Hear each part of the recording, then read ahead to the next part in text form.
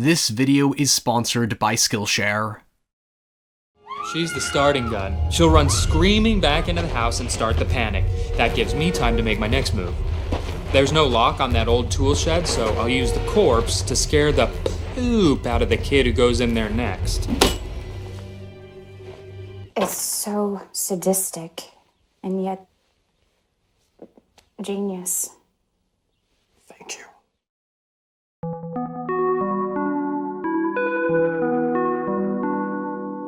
At Crystal Lake, a madman named Jason Voorhees has killed dozens over the past 3 decades. On Elm Street, in the suburban community of Springwood, a murderer's repeated attacks have left a psychological scar so deep, some insist that simply dreaming about him can kill you in your sleep.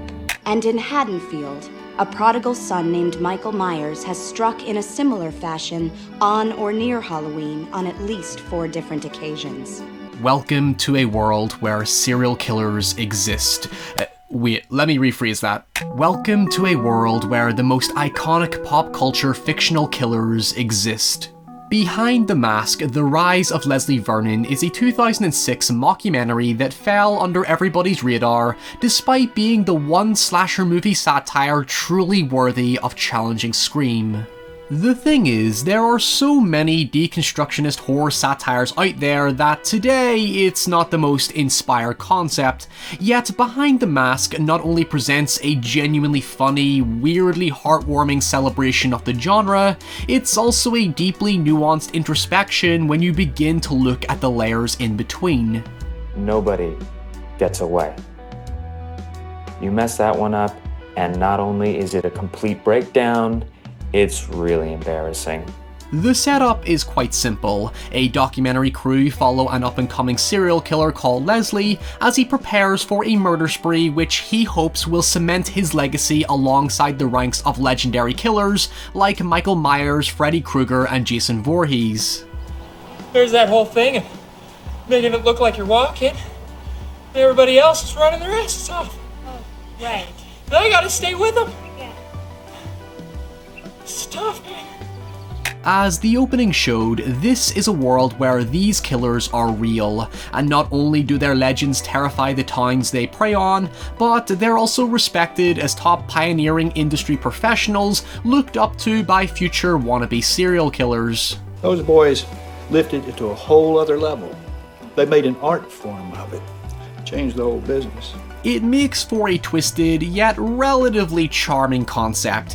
Here you have a guy idolizing murderous monsters as if their actions and techniques have this scholarly, historical, critical value, akin to your favourite filmmakers, writers, artists, or whatever, instead of it just being another cliched character study about some mentally ill person with amoral beliefs. I only keep pets I can eat. The film never tries to ground itself entirely in realism, and simply presents a world that has seemingly normalized killers as more of an expected inconvenience than anything else. It's an interesting dynamic framing Leslie not as this unraveling psychopath, but as a relatably sensitive, enthusiastic student just looking to impress his peers and follow in the footsteps of his heroes.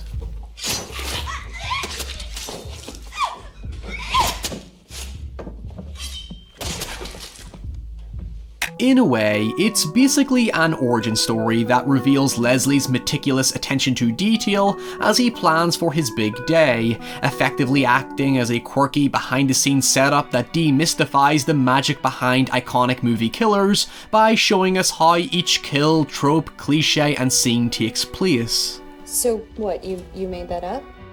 A lot of what we use is CGI. In fact, it comes with its own unique brand of tension as Leslie explains the risks he's taking by bringing a crew along with him that could spoil his operation if something goes wrong, like his timing is off or he gets caught. It's moments like this where the sinister cracks begin to show, because Leslie is so patient, friendly, and accommodating that his lovable, charismatic personality overshadows what is still a grisly and morbid situation. Ever live in Reno, Leslie?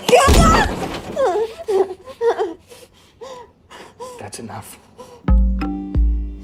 It would defeat the purpose of the film if I were to just bluntly point out all the tropes and cliches that Leslie literally explains to the audience, because it would rob you of the film's zany creativity that's best experienced for yourself.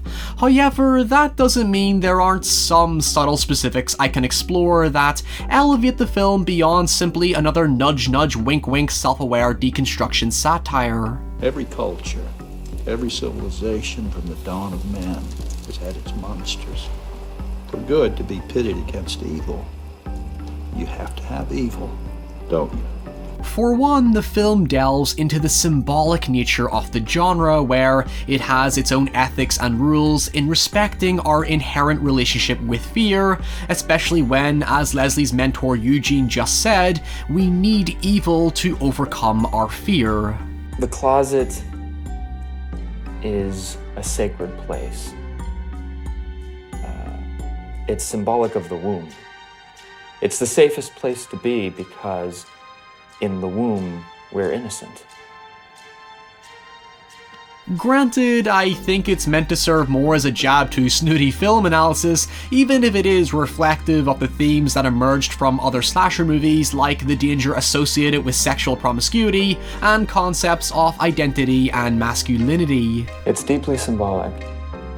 She's empowering herself with cock. So does that mean you're pro-life, Leslie?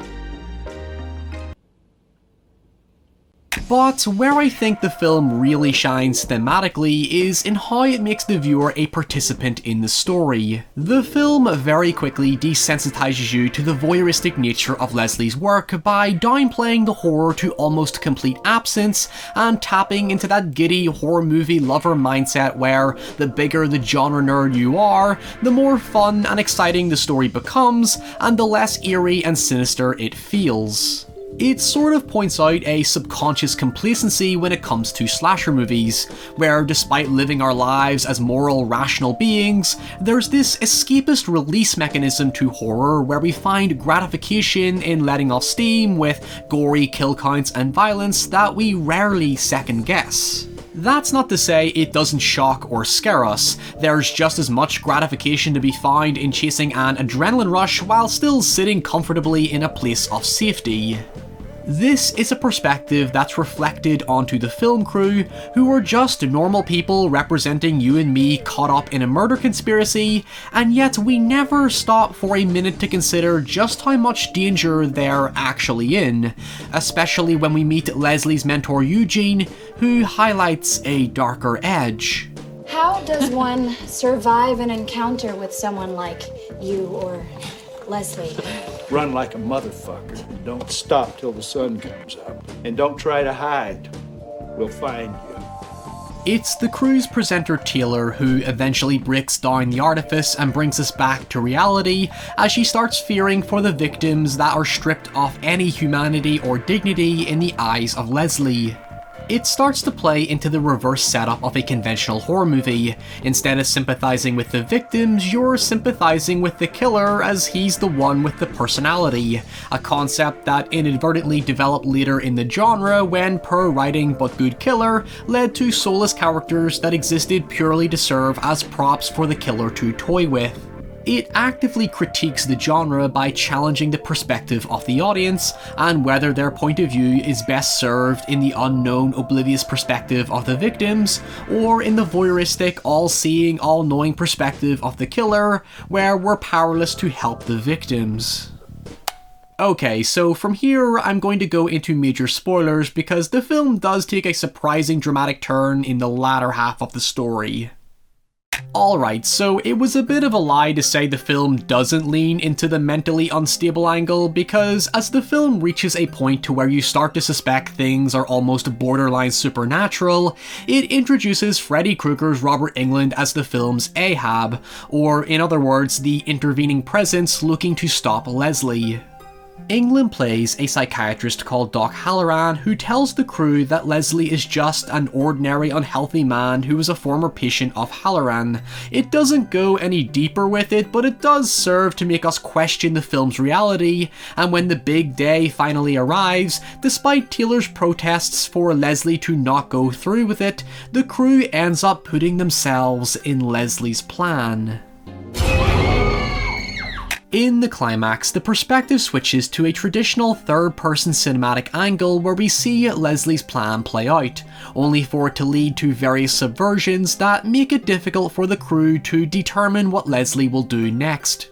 I'm not going to talk too much about it because, again, it's best seen rather than said, and to be honest, it's not the best part of the film in my opinion, but that said, its most interesting twist is that Taylor was the primed virgin girl this entire time, and the only person capable of stopping Leslie as his plan dictates. The original virgin girl stalked throughout the film turns out isn't actually a virgin and dies shortly after, and when it's all finally said and done, Leslie's legend is cemented and he's able to walk away free and forever remain a terrifying myth, thus fulfilling his grand plan. Behind the Mask, The Rise of Leslie Vernon is a slasher fan and filmmaker's wet dream. It shows you just how complex and detailed the genre truly is, despite being misconstrued as now unoriginal, predictable, and generic. Really, these are just phrases we throw at things to justify our own snobbery, when cliches and tropes are universal and necessary to all genres. They simply don't work without them. It isn't poor writing or derivative story structure that even I mentioned earlier as an eventual issue with the genre. Everything is cliched, everything is tropey, but what matters so much isn't the content, but the execution. Because no matter how many times you see the same story regurgitated over and over again, the reason they exist is because they work, and their status amongst the greats, as Leslie himself puts it, is all determined by the personal touches placed there by the mind of its creator. Hey, thank you so much for watching and sticking around to hear from this week's sponsor. Skillshare is an incredibly affordable online learning community for creators with over 30,000 different courses ranging from art, design to things like freelancing and business for all you aspiring folks out there. Premium membership gives you unlimited access to join classes and communities that are right for you, whether it be to expand your career skills, creativity, or even if you're just curious during this quarantine phase we're going through. For me personally, I've recently just finished Danielle Chris's series on confidence and creativity because, while it might not seem like it from my videos, I'm actually a pretty nervous wreck when it comes to embracing new things, and I'm trying to find inspiration for my writing project outside of YouTube, and it's helpful to gain reassurance from somebody who actually knows what they're talking about and has gone through exactly what I'm going through at the minute. If you want to give it a shot, Skillshare is giving away 2 free months of premium membership to the first 1,000 people who click the link in the description box below to help you explore your creativity. And then if you decide to stick around, it's only about $10 a month, so hey, give it a shot, let me know what you think. So, as I said, please consider checking out Skillshare by clicking the link below. Stay safe as always, and I'll see you all very soon. Bye!